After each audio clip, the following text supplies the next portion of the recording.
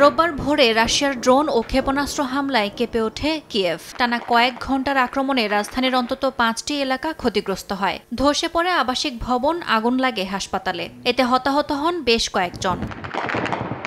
ইউক্রেনের সামরিক বাহিনী জানায় এক রাতে ৫৯৫টি ড্রোন ও ৪৮টি ক্ষেপণাস্ত্র নিক্ষেপ করে রাশিয়া। তবে ৫৬৮টি ড্রোন ও ৪৩টি ক্ষেপণাস্ত্র প্রতিহত করে ইউক্রেনীয় সেনারা। স্থানীয় সামরিক প্রশাসন নিশ্চিত করেছে কিয়েভের অন্তত ১৫টি স্থানে সরাসরি আঘাত হেনেছে রাশিয়া।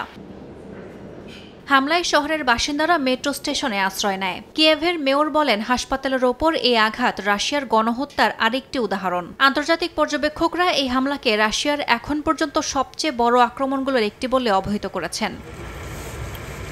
এদিন ইউক্রেনের জাপোরিজ্জিয়াতেও চলে রুশ বাহিনীর হামলা। স্থানীয় কর্তৃপক্ষ জানায়, ক্ষেপণাস্ত্রের আঘাতে আহত হয়েছেন অনেকেই। ধ্বংসস্তূপের নিচে আটকা পড়াদের উদ্ধারে কাজ করছে জরুরি সেবাকর্মীরা।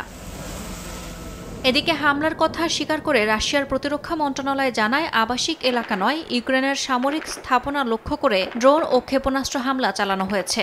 দোনেস্ক, নিপ্রে পেট্রোভস্ক ও জাপোরিজ্জিয়ার অন্তত ৩টি নতুন গ্রাম দখল করেছে বলেও দাবি দেশটির।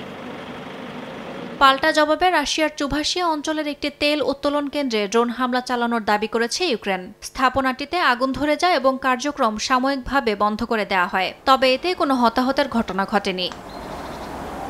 এক ভিডিও বার্তায় ইউক্রেনের প্রেসিডেন্ট ভলোদিমির জেলেনস্কি বলেন, রাশিয়ার আক্রমণ শুধু বেসামরিক স্থাপনাগুলোকে লক্ষ্য করে, যা যুদ্ধাপরাধ ছাড়া কিছু নয়। তিনি উদ্ধারকর্মী ও চিকিৎসা সেবায় নিয়োজিতদের ধন্যবাদ জানান। রাশিয়া এবারও ইউক্রেনকে বিদ্যুৎবিহীন করার কৌশল নিয়েছে বলে মন্তব্য করেন জেলেনস্কি। এদিকে হামলার সময় প্রতিবেশী দেশ পোল্যান্ড নিজেদের দক্ষিণাঞ্চলের 2টি শহরের আকাশসীমা বন্ধ করে দেয়।